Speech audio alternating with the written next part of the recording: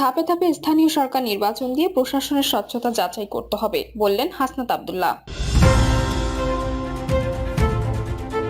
গাজায় নৃশংসতা মানবতার বিরুদ্ধে এক জঘন্য অপরাধ। নতুন করে 4 শতাধিক নিরপরাধ মানুষকে হত্যা, গাজায় হামলা কেবল শুরু, বললেন নেতানিয়াহু।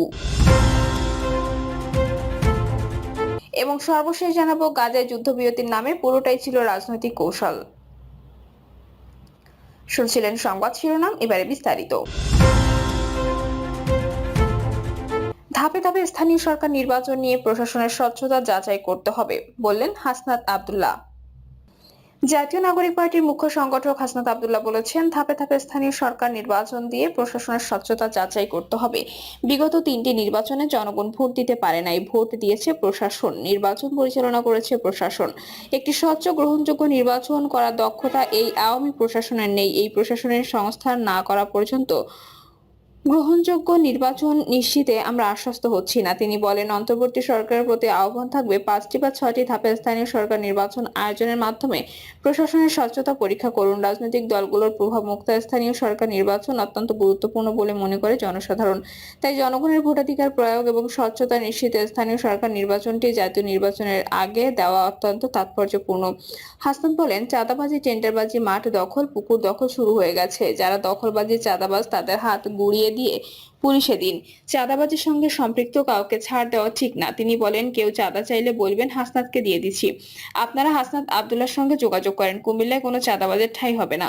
হাসনাত বলেন, আওয়ামী লীগকে পুনর্বাসনের জন্য বিদেশে বসে ষড়যন্ত্র হচ্ছে। বিভিন্ন রাজনৈতিক দল নির্বাচনের ফায়দা নেওয়ার জন্য আওয়ামী লীগকে পুনর্বাসনে পেট্রোল ডিপ্লোমেসিতে যুক্ত হচ্ছে।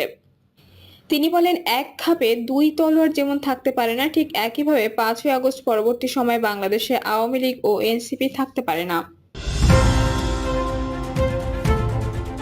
গাজায় নৃশংসতা মানবতার বিরুদ্ধে এক জঘন্য অপরাধ। 2 দিন ধরে ইসরায়েল গাজার নিরীহ জনগণের উপর যে বর্বর হামলা চালাচ্ছে তা শুধু অমানবিক নয়, এটাকে মানবতার বিরুদ্ধে এক জঘন্য অপরাধ বলে মনে করছে বাংলাদেশ খেলাফত মজলিস। দলটির আমির মাওলানা মামুনুল হক ও মহাসচিব মাওলানা জালালউদ্দিন আহমেদ এক বিবৃতিতে একথা বলেন। তারা বলেন, যুদ্ধবিরতি চুক্তি ভঙ্গ করে গাজায় ইসরায়েল যে নৃশংসতা দেখাচ্ছে, এটাকে মানবতার বিরুদ্ধে এক নির্মম হত্যাযজ্ঞ বই আর কি বলা যেতে পারে।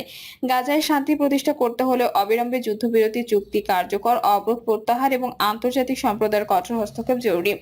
মজলুম গাজাবাসীর পক্ষে দাঁড়ানো এখন বিবেক ও সময়ের দাবি। যারা নীরব তারা এই হত্যাযজ্ঞের অংশীদার। বাংলাদেশ খেলাফত মজলিসের নেতারা গাজায় গণহত্যার বিরুদ্ধে সরকারের বিবৃতি ও কার্যকর পদক্ষেপ নেওয়ার দাবি জানিয়ে দেশবাসীকে রাজপথে নেমে আসার আহ্বান জানান।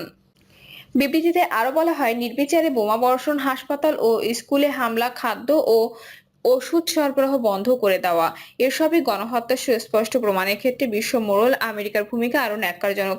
এরা গাজা সমস্যা সমাধানের নামে ইসরায়েলি নেকড়েদেরকে গাজায় নিরস্ত্র মুসলমানদের উপর লেলিয়ে দিয়েছে। তাদের হিংস্র থাবা থেকে নিষ্পাপ শিশু, অবলা নারী আর বয়োবৃদ্ধ কেউই নিরাপদ নয়। তারা ক্ষোভ জানিয়ে বলেন, বিশ্ববাসী যখন ন্যায় বিচারের জন্য সোচ্চার, তখন ইসরায়েলের এই রক্তপাতের বিরুদ্ধে মুসলিম বিশ্বের কার্যকর পদক্ষেপ নিতে না পারা শুধুই অপরাধকে প্রশ্রয় দিচ্ছে। শিশু, নারী ও বেসামরিক মানুষদের হত্যা কোনোভাবে আত্মরক্ষা হতে পারে না, বরং এটি যুদ্ধাপরাধ। বিবৃতিতে তারা আরো বলেন, এই নৃশংসতার বিরুদ্ধে বিশ্ব সম্প্রদায়কে এখনই কার্যকর ব্যবস্থা নিতে হবে। শুধুমাত্র নিন্দা জানানো যথেষ্ট নয়। ইসরায়েল ও তার দোসর মার্কিন যুক্তরাষ্ট্রকে তাদের যুদ্ধাপরাধের জন্য জবাবদিহির আওতায় আনতে হবে। নতুন করে 4 শতাধিক নিরপরাধ মানুষকে হত্যা, গাজায় হামলা কেবল শুরু, বললেন নেতানিয়াহু। দখলদার ইসরায়েলের যুদ্ধবাজ প্রধানমন্ত্রী বেনিয়ামিন নেতানিয়াহু গাজায় নতুন করে 4 শতাধিক নিরপরাধ মানুষকে হত্যার পর হুমকি দিয়ে বলেছেন, এটা কেবল শুরু। গাজায় ইসরায়েলের নতুন হামলায় অন্তত 436 জন শহীদ হয়েছেন, এর মধ্যে 183টি শিশু রয়েছে। রাতভর এবং বুধবার সকালেও গাজায় হামলা চালানো হয়েছে। অবস্থায় রক্তপিপাসু নেতানিয়াহু গাজায় পরপর হামলা অব্যাহত রাখার ইঙ্গিত দিয়ে বলেছেন, ফিলিস্তিনের গাজা উপত্যকায় হামাসের বিরুদ্ধে আমরা পূর্ণ শক্তিতে যুদ্ধ শুরু করেছি। অন্যদিকে হামাসের সঙ্গে আলোচনার বিষয়ে নেতানিয়াহু বলেন, হামলার মধ্যেই তো চলবে। গাজায় ইসরায়েলি যুদ্ধ বিমানগুলো থেকে ব্যাপক পরিসরে হামলা শুরুর পর নেতানিয়াহু এমন মন্তব্য করলেন, যদি ইসরায়েলি বাহিনীর দাবি তারা শুধু হামাসকে লক্ষ্যবস্তু করে হামলা চালাচ্ছে। গত 19 জানুয়ারি গাজায় প্রথম ধাপে যুদ্ধবিরতি কার্যকর হয়। এই যুদ্ধবিরতির পর এবারই গাজায় সবচেয়ে জোরালো হামলা চালানো হয়েছে। গাজার বেইত লাহিয়া, রাফা, নুসেইরাত ও আল মাওয়াসি এলাকায় বিমান হামলা চালানো হয়। এতে এসব এলাকায় মানুষ গত জানুয়ারি থেকে যে আপেক্ষিক শান্তি বোধ করেছিলেন তা কার্যত ভেস্তে গেছে। হাসপাতালগুলো আবারও হতাহতে ভরে গেছে। নতুন করে গাজা উপত্যকায় হামলা শুরুর নিন্দা জানিয়েছে মিশর। দেশটি হামাস আর ইসরায়েলের মধ্যে চলমান শান্তি আলোচনায় মধ্যস্থতা করছে।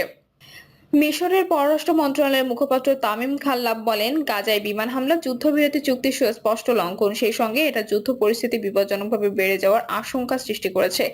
আধিপত্যবাদী যুক্তরাষ্ট্র ও দখলদার ইসরায়েল গাজায় কয়েক ধাপের যুদ্ধবিরতি চুক্তির শর্তে পরিবর্তন আনতে চাইলে যুদ্ধবিরতি চুক্তিটি অনিশ্চয়তার মধ্যে পড়ে যায়। তবে যুক্তরাষ্ট্র, কাতার ও মিশরের মধ্যস্থতায় করা চুক্তিতে পরিবর্তন আনার প্রস্তাব প্রত্যাখ্যান করেছে হামাস। সংগঠনটি বলেছে, চুক্তিতে পরিবর্তন আনলে তা গ্রহণযোগ্য হবে না।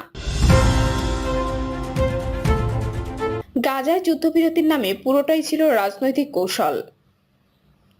গাজা উপত্যকায় ফের জোরালো হামলা শুরু করেছে ইসরায়েল। হামাস পরিচালিত স্বাস্থ্য মন্ত্রণালয় জানিয়েছে, 24 ঘন্টার কম সময়ে অন্তত 400 জন ফিলিস্তিনি নিহত হয়েছেন। গত 19 জানুয়ারি যুদ্ধবিরতি শুরু হওয়ার পর গাজায় এটি সবচেয়ে বড় বিমান হামলা।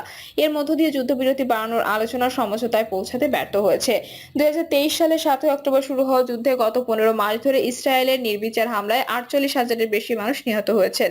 গাজাবাসীর মধ্যে কিছুটা স্বস্তি এনে দিয়েছিল চলতি বছরের যুদ্ধবিরতি। ধ্বংসস্তূপ থেকে ঘুরে দাঁড়ানোর চেষ্টা শুরু করেছিলেন তারা, কিন্তু যুদ্ধবিরতি লঙ্ঘন করে যুক্তরাষ্ট্রের সঙ্গে পরামর্শ করে নতুন করে গাজায় হত্যাযজ্ঞ শুরু করেছে বেনিয়ামিন নেতানিয়াহুর সরকার। গার্ডিয়ানে একজন স্বাধীন সাংবাদিক ফিলিস্তিনি ইসরায়েল বিষয়ক বিশেষজ্ঞ ডালিয়া হাতুকা জানান, ফিলিস্তিনি ইসরায়েল এই বিষয় পর্যবেক্ষণকারী জানতেন, মার্কিন যুক্তরাষ্ট্র, কাতার এবং মিশরের নেতৃত্বে কয়েক মাস ধরে আলোচনার পরে যুদ্ধবিরতির অর্থ কখনোই অবরুদ্ধ উপকূলীয় অঞ্চলে ইসরায়েলের আক্রমণ বন্ধ করা হয়নি। ডালিয়া হাতুকা গার্ডিয়ানের মতামত প্রবন্ধে লেখেন, জাতিসংঘ প্রতিবেদন অনুসারে গাজার স্বাস্থ্য মন্ত্রণালয়ের তথ্য অনুযায়ী 22 জানুয়ারি থেকে 11 মার্চে অর্থাৎ যুদ্ধবিরতির মধ্যে কমপক্ষে 700 ফিলিস্তিনি ইসরায়েলি সেনাবাহিনীর হাতে নিহত হয়েছেন অথবা তাদের মৃতদেহ এমন এলাকা থেকে উদ্ধার করা হয়েছে যেখানে চিকিৎসকরা আগে যেতে পারতেন না। স্বাস্থ্য কর্মকর্তারা বলছেন, গত 2 মাসে ইসরায়েল যুদ্ধবিরতির শর্তাবলীও লঙ্ঘন করেছে। তীব্র ঠান্ডা থেকে রক্ষা পেতে লোকজনকে আশ্রয় নিতে তাঁবু ও ট্রেলার রাখার অনুমতি দেয়নি, যার ফলে বেশ কয়েকজনের মৃত্যু হয়েছে, বিশেষ করে শিশুরা। যুদ্ধবিরতি চুক্তিতে বলা হয়েছিল, ধ্বংসস্তূপ অপসারণের প্রক্রিয়া শুরু করার জন্য ইসরায়েল ভারী যন্ত্রপাতি গাজায় প্রবেশের অনুমতি দেবে, কিন্তু তারা তা করেনি। জাতিসংঘ বলেছে, ইসরায়েল যদি বর্তমান অবরোধ প্রত্যাহার না করে তবে ধ্বংসপ্রাপ্ত বাড়িঘর এবং অবকাঠামো পরিষ্কার করতে এবং পুনর্নির্মাণ শুরু করতে 350 বছর সময় লাগবে। চুক্তির আরেকটি শর্ত ছিল গাজায় আরো ত্রাণ সরবরাহের অনুমতি দেওয়া, যদিও চুক্তির প্রাথমিক পর্যায়ে আরো বেশি সরবরাহ ট্রাক প্রবেশ করেছিল। বিবিসির এক প্রতিবেদন অনুসারে যুদ্ধবিরতি চুক্তির প্রথম পর্যায়ে মেয়াদ শেষ হওয়ার কয়েক ঘন্টা পরে 22 মার্চ ইসরায়েল গাজায় সমস্ত ত্রাণ সরবরাহের প্রবেশ বন্ধ করে দেয় এবং একই সঙ্গে ড্রোন হামলা চালায়।